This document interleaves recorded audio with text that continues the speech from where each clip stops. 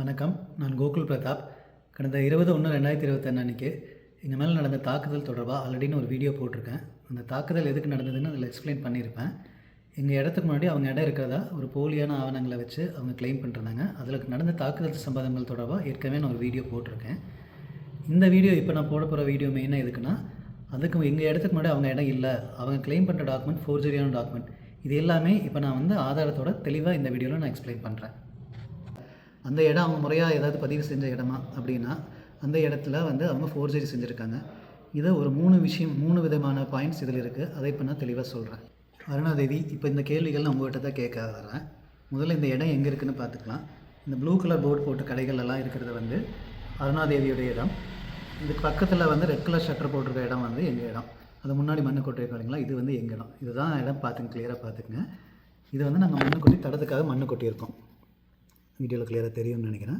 இந்த மண்ணு கொட்டிக்கிற இடம், ரெட் கலர் ஷட்டர் போட்டிருக்கிறது எங்கள் இடம். பக்கத்தில் இந்த ப்ளூ கலர் போர்டு போட்டு கடைகள் எல்லாம் இருக்கிறது அருணாதேவி அவர்களுடைய இடம்.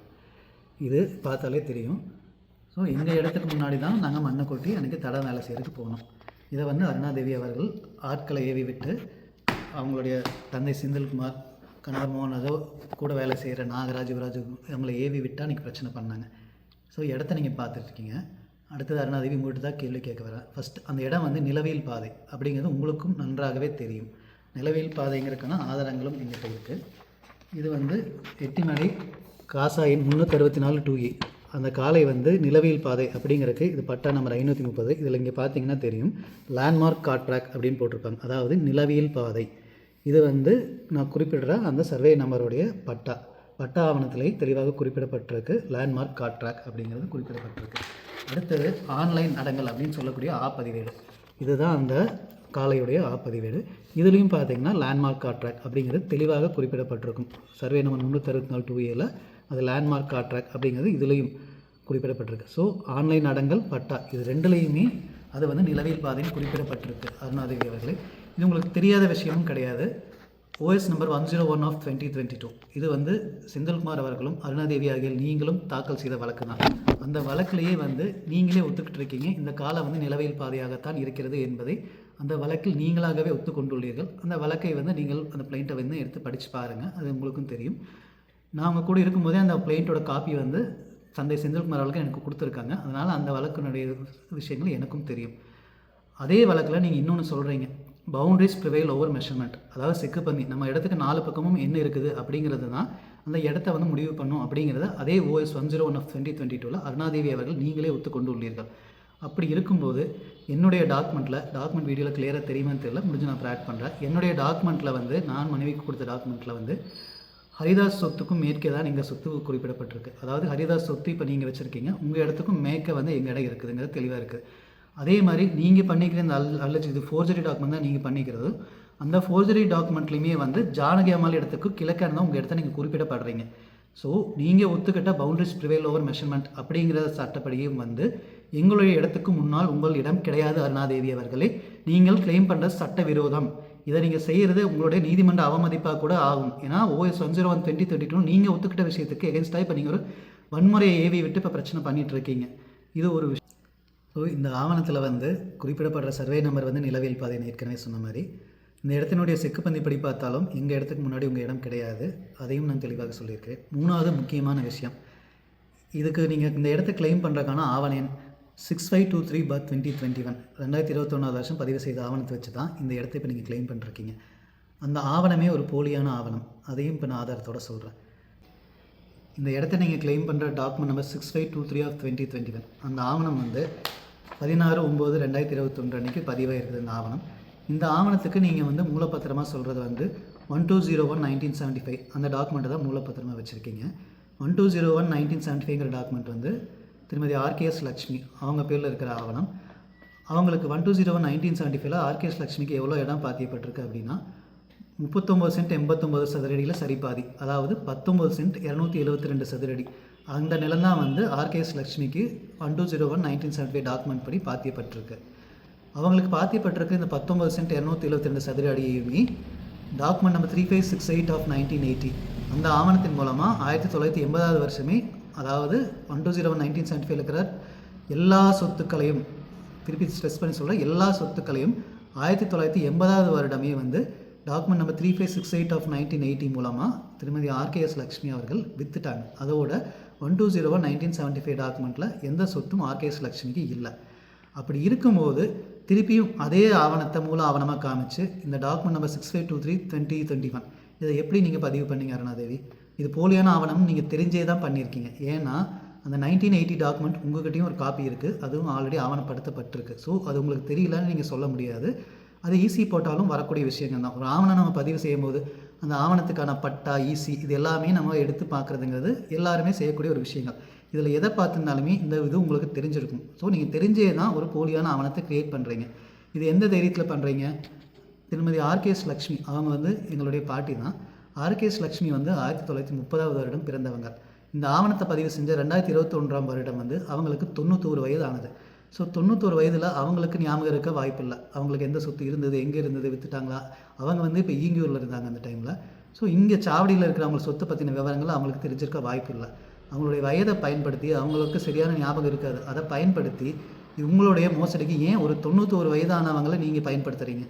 இதுக்கு வந்து இதுக்கு நான் இவ்வளோ நாள் லீகலாக போகாமல் இருந்ததுக்கு இன்னொரு முக்கியமான விஷயம், ஒரு டாக்குமெண்ட் ஃபோர்ஜரி அப்படிங்கும்போது அதுக்கான வழக்கை வந்து நம்ம அதை எழுதி கொடுத்தவங்க, எழுதி வாங்கினவங்க 2 பேர் மேலேயும் தாக்கல் செய்ய வேண்டியிருக்கும்.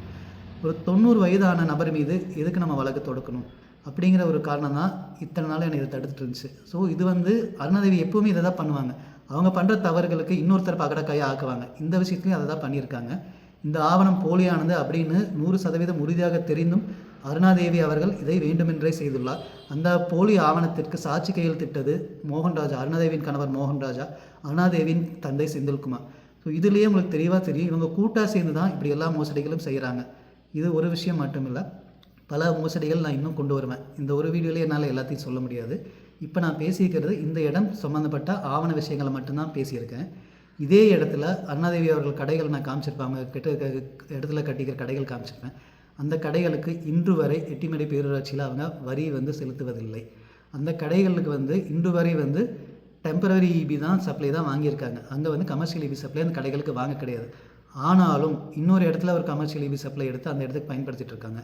இதை பற்றின விரிவான வீடியோவும் நான் தனியாக போடுவேன். இது மட்டும் கிடையாது, அவங்க ஆர்எஸ்புரத்தில் இருக்கிற காஸ்மோஸ்ங்கிற ஒரு பேங்க்கில் வந்து மோசடியாக எத்தனை கடன்கள் வாங்கியிருக்காங்க. அதாவது ஒரு இடம் இருக்குன்னா, ஒரு உதாரணத்துக்கு சொல்லணும், ஒரு 50 லட்சம் மதிப்புள்ள இடத்துக்கு பொதுவாக பேங்க்கில் கொடுக்கும்போது ஒரு 75% 80% ஆஃப் த மார்க்கெட் வேல்யூ தான் அவங்க வந்து லோனில் கொடுப்பாங்க. ஆனால் இவங்க ஒரு 50 லட்சம் மதிப்புள்ள இடத்துக்கு சுமார் 6 கோடி வரைக்கும் லோன் எடுத்திருக்காங்க. இது வந்து ஒரு எக்ஸாம்பிளுக்கு சொல்கிறேன், இது வந்து முழுமையானது கிடையாது. இதுவும் ஒரு எக்ஸாம்பிளுக்கு அதை சொல்கிறேன். இந்த லோன்கள் எல்லாம் எப்படி இவங்க பண்ணுறாங்கன்னா, இவங்க பேரில், அதாவது மோகன்ராஜா, அருணாதேவி, அவங்க கூட இருக்கிற பிரகாஷ், அகிலா, ரவிக்குமார், யுவராஜா, விமல்நாத் சங்கீத்குமார், இந்த மாதிரி அவங்க கூட இருக்கிற எல்லாரையும் பயன்படுத்தி எத்தனை லோன்கள் எடுத்திருக்காங்க. இது எல்லாமே நான் திரும்பவும் விரிவான ஒரு வீடியோ அதையும் நான் போடுவேன். பல மோசடிகள் இவங்க செஞ்சுருக்காங்க, நான் ஒவ்வொன்றா போடுவேன். இது இப்போ நான் கேட்டிருக்கிறது டாக்குமெண்ட் சம்மந்தமான விஷயங்கள் மட்டும்தான். இதற்கு அருணாதேவி அவர்கள் நிச்சயம் பதில் அளிக்க வேண்டும். ஏன்னா அவர் வந்து பொது வாழ்க்கையில் இருக்காங்க, இப்படி ஒரு மோசடி செஞ்சுட்டு இருக்காங்க. நான் இன்னொன்று கேட்க விரும்புகிறேன், இது அரசியல் பதிவு கிடையாது தான். ஆனால் நான் கேட்க விரும்புகிறது என்னென்னா, ஒரு தேசிய கட்சியில் மகளிரணி மாநில செயலாளர் அப்படிங்கிற அந்தஸ்து இல்லை, இதுக்கு முன்னாடி வந்து அவங்க வந்து மகளிரணி மாவட்ட தலைவராக இருந்தாங்க. இப்படி ஒரு பொறுப்பு எல்லாம் இல்லாமல் ஒரு சாதாரண மனுஷியாக இருந்தாங்கன்னா, இத்தகைய தவறுகள் வந்து எந்த ஒரு குற்ற உணர்ச்சியும் இல்லாமல் சட்டவிரோதமாக இத்தனை செயல்கள் செய்கிறதுக்கு ஒருத்தங்களுக்கு ஒரு தைரியம் வருமா? ஒரு தேசிய கட்சி பின்னணி இருக்குது அப்படிங்கிற காரணத்துக்காக மட்டும்தானே இத்தனை செய்கிறாங்க. செந்தில்குமார் அவர்களையும் கேட்குறேன், அவர் வந்து நெடுங்காலமாக அதிமுகவில் இருக்கிறாரு, மாவட்ட கவுன்சிலரெலாம் வந்து அதிமுக சார்பாக தேர்ந்தெடுக்கப்பட்டவர். அந்த கட்சியோட பின்புலம் இல்லாட்டி இப்படி ஒரு ரவுடிசம் பொதுவெளியில் வந்து அத்தனை பேர் முன்னாடி அவரோட மருமகளை வந்து கொச்சியாக பேசுகிற தைரியமும், அவருடைய மகனை விடுங்க, நான் வந்து அவருக்கு பிறந்த கடமைக்கு நான் அடி வாங்கிட்டு போனேன், என்கிட்ட வேலை செய்கிற விக்னேஷெல்லாம் என்ன பாவம் பண்ணான், அவனை அடிக்கிற உரிமை யார் அவருக்கு கொடுத்தது? இப்போ வரைக்கும் அவனை வந்து அடிக்கணுன்ட்டு தான் இன்னும் பிளான் போட்டிருக்காங்க, ஸ்கெட்ச் போட்டிருக்காங்க. நான் அந்த வீடியோ ஸ்ட்ரெஸ் பண்ணி சொல்கிறேன், எனக்கு என்னுடைய மனைவி பொன்மதிக்கு, என் மகனுக்கு, என்கிட்ட வேலை செய்கிற விக்னேஷ் உள்ளிட்ட எங்ககிட்ட இருக்கிற யாருக்கு எது நடந்தாலும் அதுக்கு முழு காரணம் அருணாதேவி, செந்தில்குமார், மோகன்ராஜா, அவங்ககிட்ட வேலை செய்கிற யுவராஜ், நாகராஜ் போன்றவர்கள் தான். இதை நான் இங்கே ஸ்ட்ரெஸ் பண்ணி சொல்கிறேன். ஏன்னா எப்போ வேணாலும் இவங்க வந்து ஒரு ஆக்சிடென்ட் மாதிரி, விபத்து மாதிரி நடந்து இவங்களை கொண்டு போட்டுடலாமா, இவங்களை எப்படி கொலை செய்கிறதுங்கிறத எது இன்னமும் அவங்க யோசிச்சு திட்டமிட்டு இருக்காங்க. இதை நான் பொது வெளியில் அதனால தான் இப்போ நான் சொல்கிறேன். இதை வந்து எங்களுக்கு ஏதாவது ஆச்சுன்னா இதை என்னோட மரண வாக்கு மூலமாக கூட நீங்கள் எடுத்துக்கங்க. அருணாதேவி, உங்களுக்கு மீண்டும் அந்த 3 கேள்விகளை ஞாபகப்படுத்துகிறேன். இந்த இடத்தினுடைய டாக்குமெண்ட் சம்பந்தமாக 3 கேள்விகள் உங்களுக்கு திரும்பவும் நான் இப்பொழுது ஞாபகப்படுத்தி கேட்கிறேன். முதல் கேள்வி, ஒரு நிலவியல் பாதையை மறைக்கிறதுக்கான அதிகாரம் உங்களுக்கு யார் கொடுத்தது? இரண்டாவது கேள்வி, பவுண்டரிஸ் ப்ரிவைல் ஓவர் மெஷர்மெண்ட். ஒரு இடத்தினுடைய செக்குப்பந்தியை அந்த இடத்தினுடைய உரிமையை தீர்மானிக்கும். இதுவும் 101/2022 நீங்கள் ஒத்துக்கொண்ட விஷயம். அதில் தெளிவாக குறிப்பிடப்பட்டிருக்கிறது, என்னுடைய இடத்திற்கு முன்னால் உங்களுடைய இடம் இல்லை என்பது செக்குப்பந்திப்படி தெளிவாக உள்ளது. உங்கள் ஆவணங்களிலும் சரி, என்னுடைய ஆவணத்திலும் சரி, செக்குப்பந்திப்படி அது தெளிவாக உள்ளது. இருந்தும் எங்கள் இடத்திற்கு முன் உங்களிடம் இருக்கிறது என்று தவறாக கூறி ஏன் இப்படி ஒரு அராஜகத்தை நீங்கள் தூண்டிவிட்டு, செந்தில்குமார், மோகன்ராஜா, யுவராஜ் போன்றவர்கள் தூண்டிவிட்டு இந்த அராஜகம் செய்ய வேண்டிய அவசியம் என்ன? இது 2வது கேள்வி. 3வது முக்கியமான கேள்வி, நீங்கள் பதிவு செய்துள்ள அந்த ஆவணம் 6523/2021 அந்த ஆவணம் போலியானது என்பதையும் ஆதாரத்துடன் இந்த வீடியோவில் நான் விளக்கியுள்ளேன். ஏற்கனவே 75வது வருடத்து டாக்குமெண்ட்டில் இருந்த சொத்துக்கள் 80வது வருடம் ஆர்கேஎஸ் லட்சுமி அவர்கள் விற்றுவிட்டார். சொத்துக்கள் இல்லாத போது திருப்பியும் அதனை குறிப்பிட்டு போலியாக பதிவு செய்ததற்கான விளக்கம் என்ன? ஏன் அந்த போலியான பதிவை செய்தீர்கள்? இந்த 3 கேள்விகளுக்கும் அருணாதேவி அவர்களே நீங்கள் நேரடியாக பதில் சொல்லுங்கள். மீண்டும் இதுபோல் இனி மற்றவர்களை தூண்டி விட்டுவிட்டு நீங்கள் பின்னால் இருந்து கொண்டு என்ன தவறு செய்தாலும் நாம் தப்பித்துக் கொள்ளலாம், மற்றவர்களை தூண்டிவிட்டு நாம் 72 வயதான ஒரு நபரை தூண்டிவிட்டு அவர் மூலமாக எல்லா தவறுகளையும் செய்து கொண்டு நாம் தப்பித்து கொண்டு இருந்து கொள்ளலாம் அப்படின்னு இன்னொருத்தரோட இதில் போரையில் மறைஞ்சிட்டு நீங்கள் இருக்காதீங்க. வெளியில் வாங்க, பதில் நீங்கள் சொல்லுங்கள்.